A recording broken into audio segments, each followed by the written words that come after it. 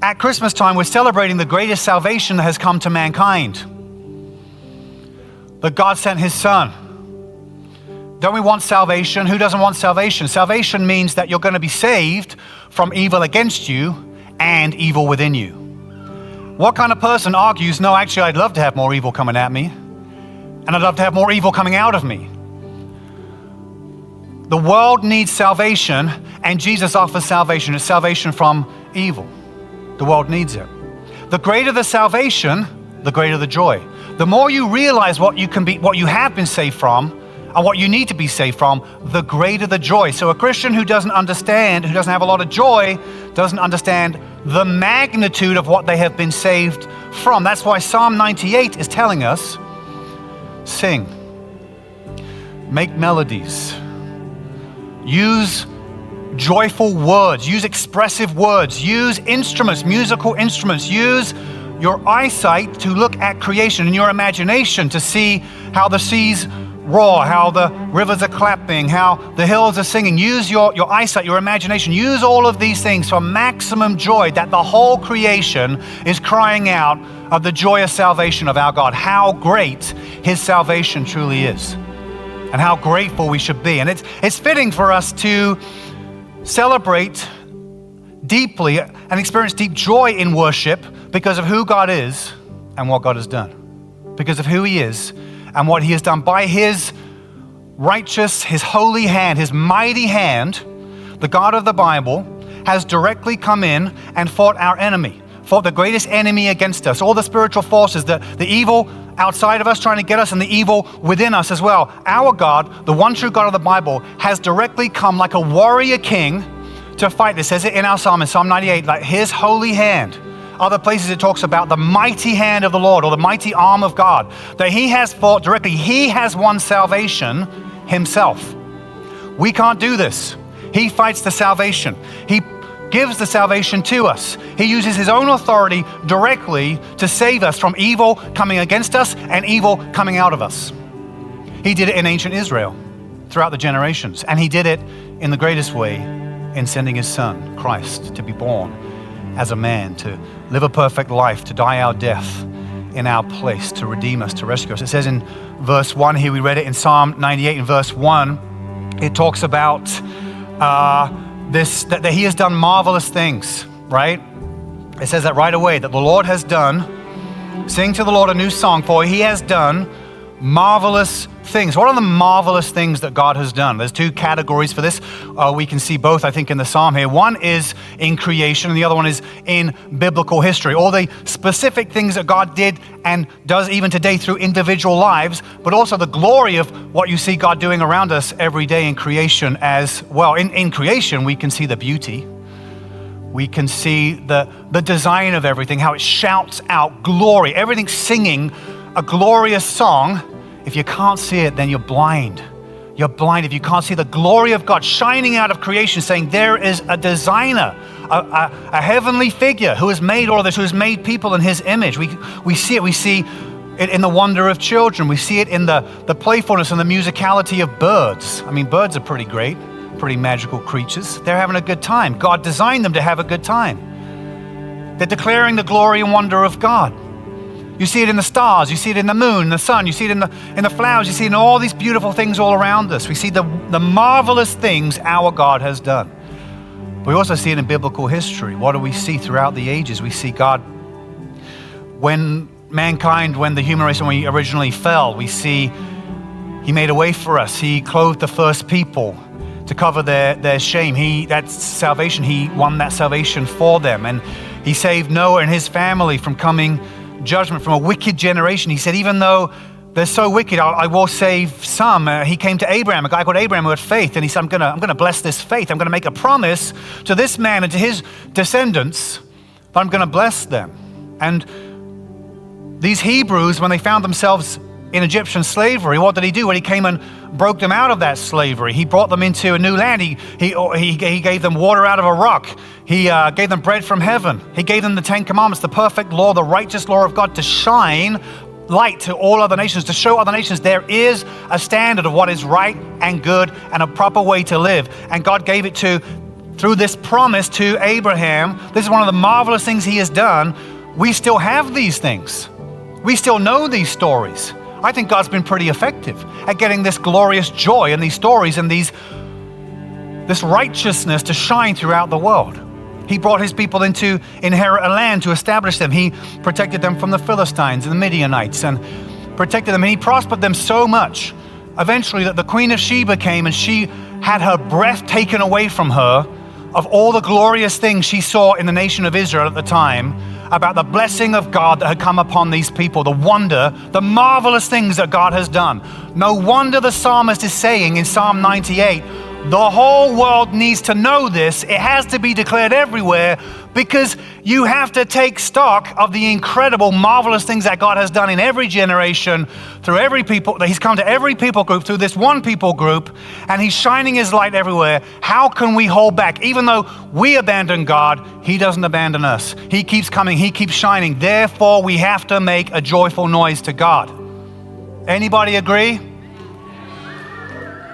That's what we have to do. Sermon's over. That's it. I'm done. Remembering the faithfulness of God in previous generations and remembering personal faithfulness and seeing God working in our lives at times where we've been blind to it, but we look back and we say, God must have been there. I didn't see it. I was wrestling against God. I was struggling a different way, but God was there in ways I couldn't see it at the time. Remembering biblical history and his blessing, remember personal history and blessing, is one of the greatest ways to get joy into our hearts. And these marvelous things that God has done, they must be matched with marvelous melodies, with marvelous sounds, with marvelous songs, with marvelous rejoicing. It must be matched because they are so marvelous. All the marvelous things that God has done, they must be matched with joyful sounds.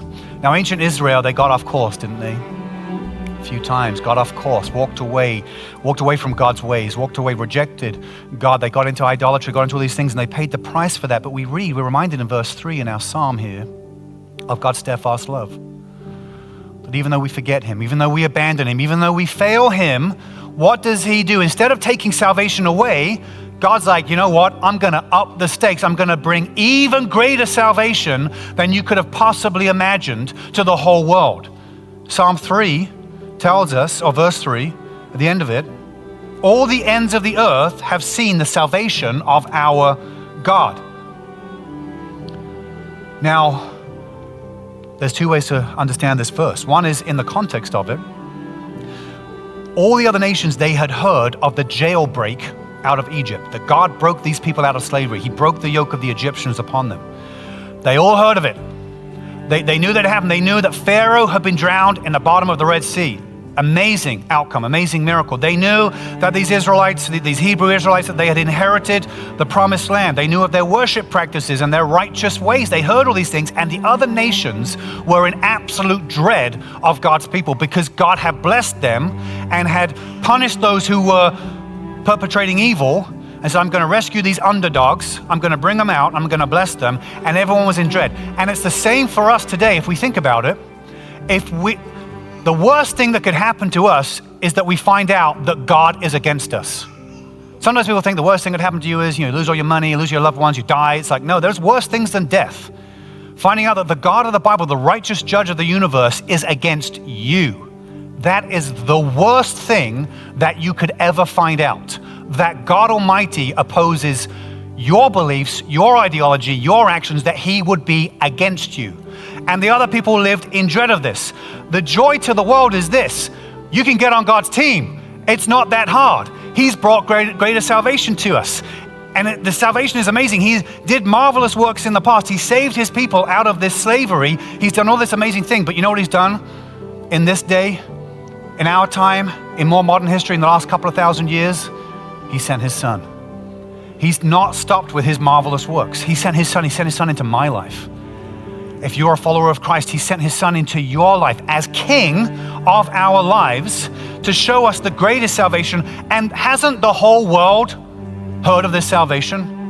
You may not be able to say every individual person, but it's gone pretty far and wide. This great salvation, and people live in dread of the God of the Bible at times, saying, I don't want to get close, I don't want to find out, I don't want to investigate Jesus too much because I might have to do what he says. I'm not sure if I should read the Bible. I might have to change my life a little bit. Would that be so bad? No, it'd be great. It'd be great. Jesus brought us the best teaching, the greatest teaching, profound teaching. No one has the teachings of Jesus. They said that when the people listened to the teachings of Jesus, they said they marveled at his words. These are the more marvelous things that he continues to do. They look at the character of Jesus and they say there was nobody as powerful yet humble as him. He taught us, he showed us the greatest works. He showed us how to love our enemies. The most radical teaching you could ever hear is to be told to love your enemy.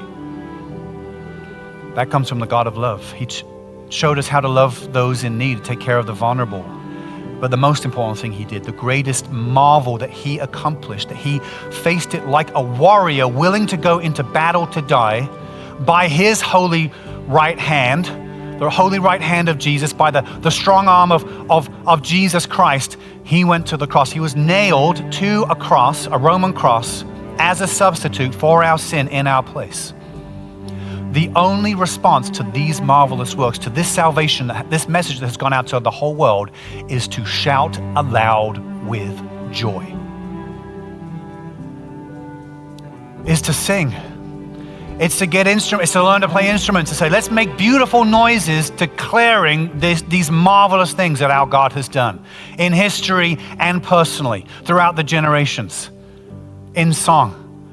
And to declare it to the whole world, to declare it, to call it out from every people group. Now, it's an insensitive thing to say in our day and age. You say, how could you put your religion on other people? Well, there's only one true God. Not everyone can be right. You can try and synthesize religions. It can't be done. All world religions will tell you the same thing. It can't be done. We have opposing beliefs. There is one true God. He is pure light, pure love, and he made a sacrifice to bring us in. And so we sing, we shout for joy, we declare it to all people. We see it in creation, we look around creation. That's what Psalm 98 is getting at here, is look into creation and see how creation is already shouting out this message of the divine love, the divine grace, and the divine power of God. Let's read it again, verses 4 through 8. Verses 4 through 8. The psalmist says, make a joyful noise to the Lord, all the earth.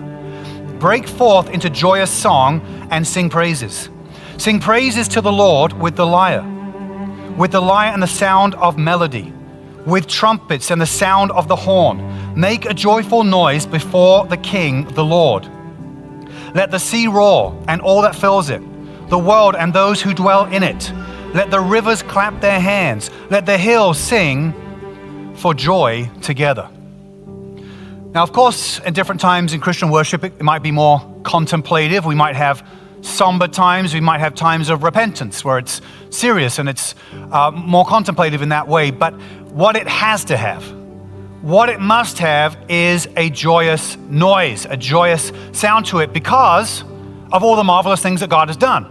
Because Pharaoh is at the bottom of the Red Sea, and because Satan was defeated through the cross of Christ, and because God sent prophet after prophet after prophet telling us, revealing to us all the revelations of God, because Jesus came and he healed the sick and he touched the lepers and he raised a widow's son to life and he loved people unconditionally. Because of all the marvelous things that he has done, we've got to make a joyful noise to our God, an anthem of praise that never ends. At Christmas time, old songs become new again, don't they? It says sing a new song. Old songs become new again. This ancient story we learn at Christmas time is not an ancient story that's old. It's not old because it's past its sell-by date. It's only old because it happened a while ago, but it's new. It's a new story every time because of the depth, because it's bottomless, it's eternal. And so therefore we sing, we join the angels with singing. We look at the rivers, we look at the seas foaming and roaring, and we look at the hills and we play our instruments and we make this joyful noise to God, declaring his wonder and the marvelous things he has done. You know, when you like and subscribe, this video reaches more people.